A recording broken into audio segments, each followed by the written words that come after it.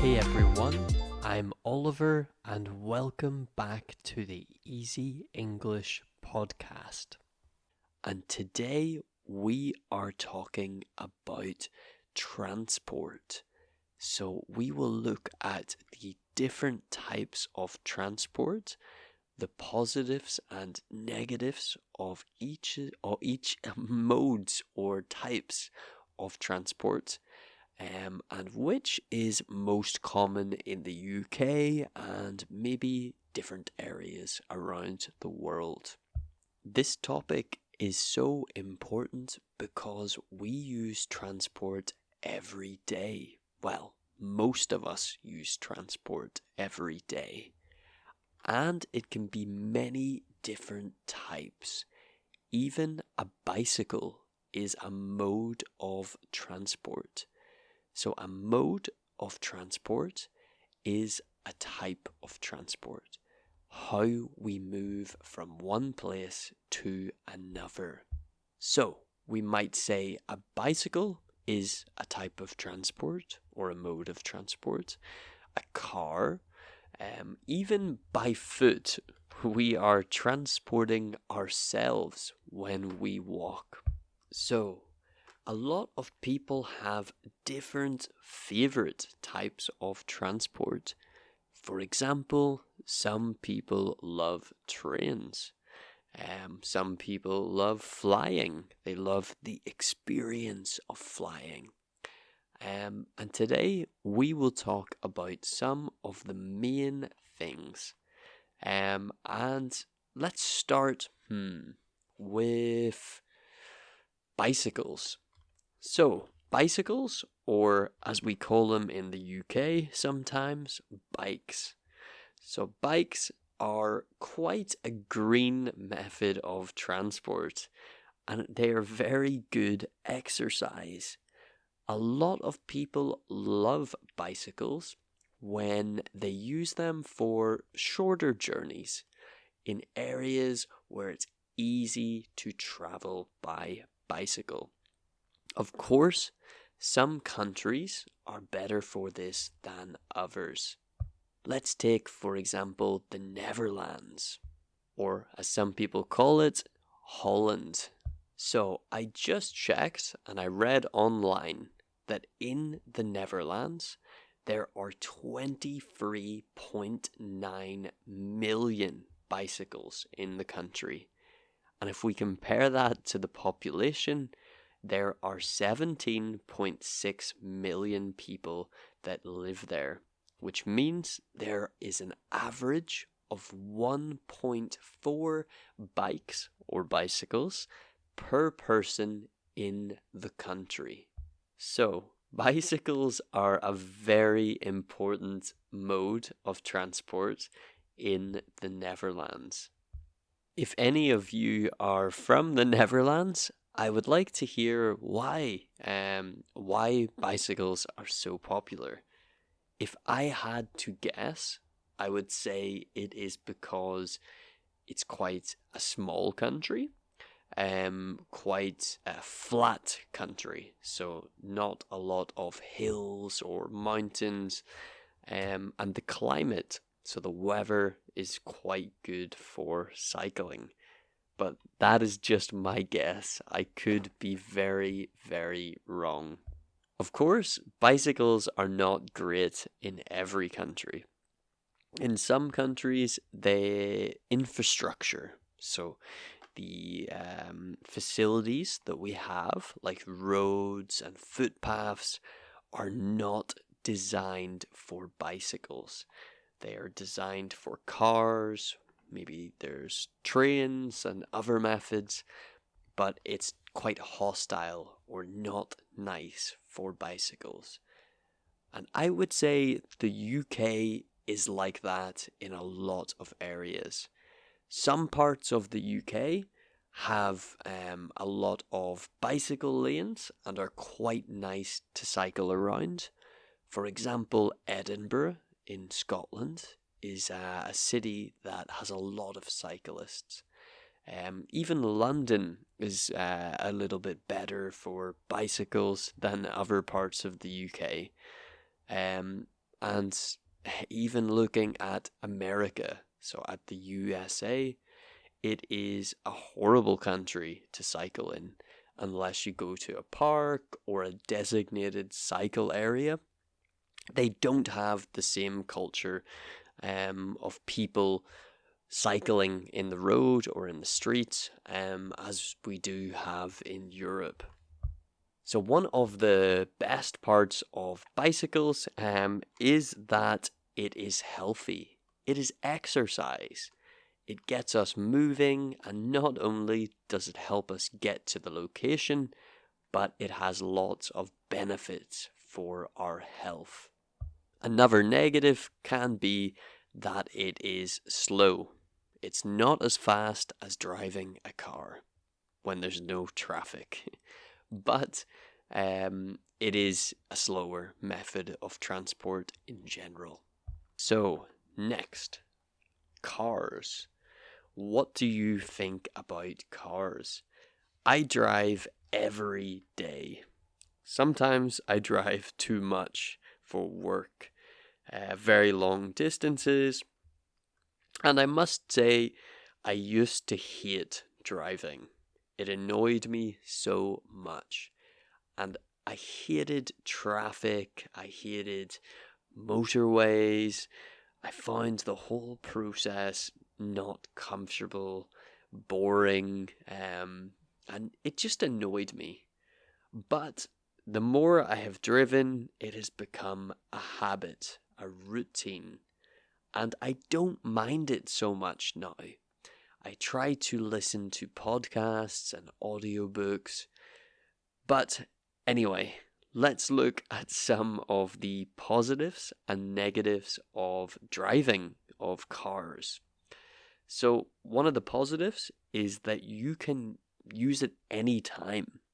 You can go and get in your car, just like a bicycle, I guess. Whereas when we use public transport, so a train or a bus, it has a set schedule, a set routine. Certain times that you have to get it. Maybe every 15 minutes or every 30 minutes. It depends if you live in a city or maybe in the countryside. There are a lot less buses and trains. But the beauty of a car is you can go to your driveway, get in the car, and just go. Another beauty is that you have, or another benefit is that you have privacy. So there are not other people around that you don't know. You can sing if you want to. You can listen to music out loud. You can listen to a podcast. You don't have to worry about people around you and about disturbing or annoying other people.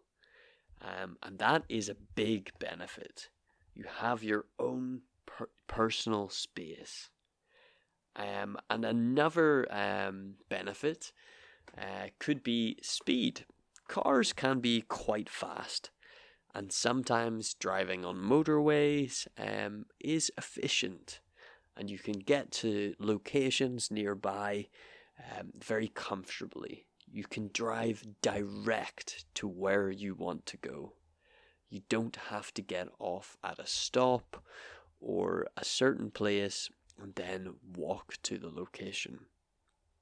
Okay, so now some negatives of cars. And I would say the number one for me is traffic.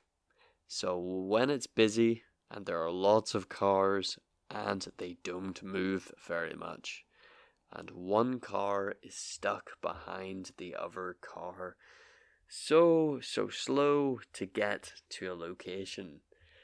This is so frustrating and annoying. Well, this is only the start of the negatives for me. The second negative of cars is that unless it is a green car, so maybe an electric car, which uses good energy, green energy, then cars are bad for the air quality. So they affect the air that we breathe in our cities and towns because of the CO2 that they emit. Another negative of cars can be a big one: cost. They are quite expensive to run. So not only do you need to buy a car or rent a car, you need to pay for insurance, fuel, maybe repairs, servicing, all of this stuff every year. And it's quite an expensive type of transport. What do you think? What is your favorite type of transport? So, another type of transport, and the last one we will talk about today, because if I talk about trains, planes, everything, we could be here all day. So the next type I will talk about is aeroplanes. So flying. Aeroplanes are a fast method of transport in some way, and I want to make a separate episode of this podcast about flying, so about airports and the whole process of flying, because it's something I unfortunately do a lot with my job, and I hate airports. I don't like them. I don't like the process. But flying itself is fast. Once you're in the air, you can travel from country to country, location to location, much faster than you could do by train or car. But the extra time in airports and security and waiting makes that journey so much longer, especially for shorter distances, which is definitely a negative. Another negative is that it is terrible for the environment, really bad for the environment. And unless you're in business class or upper class, first class they call it, sometimes it isn't so comfortable. You can have crying babies, some noisy people, not much room for your legs, among other things. But one benefit I think of flying is it's quite cool. It's nice to be high in the sky, able to look around at the clouds and the small land below you. It's nice. I like it. And I do enjoy flying from time to time. Of course, some honourable mentions to other types of transport would include trains. So trains can be a great way to travel. Lots of people can travel on one train, and it's good for short to medium distances, in my opinion. It's quite a comfortable way to travel. However, especially here in the UK, we have lots of problems with trains, cancellations, delays. A delay is when something is late. It isn't on time, so the time it's meant to be. And this makes trains not such a fun way to travel in the UK. And they are also so expensive. Almost most of the time, more expensive than flying. So I fly to England for work, and I live in Northern Ireland. And some people who travel to the same place that I fly to from other parts of England pay more for their train tickets than I pay for flights. Sometimes twice more, 2 times more expensive to travel a smaller distance by train. That is crazy to me. Anyway, let me know what trains are like in your country.